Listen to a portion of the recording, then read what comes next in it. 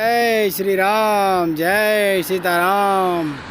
அயோத்தி ராம ஜென்மபூமி முதலாம் ஆண்டு தொடங்கி இன்றைக்கி வெற்றிகரமாக 50வது நாள் போயிட்டுருக்குறோம். இந்த 50வது நாளில் மறுபடியும் ஒரு ஃபாரஸ்ட், ஒரு வனவிலங்கு அச்சுறுத்தல் இல்லாத ஃபாரஸ்ட்டுன்னு நினைக்கிறேன். அதனால் இயல்பான ஒரு சூழலில் போயிட்டுருக்குது.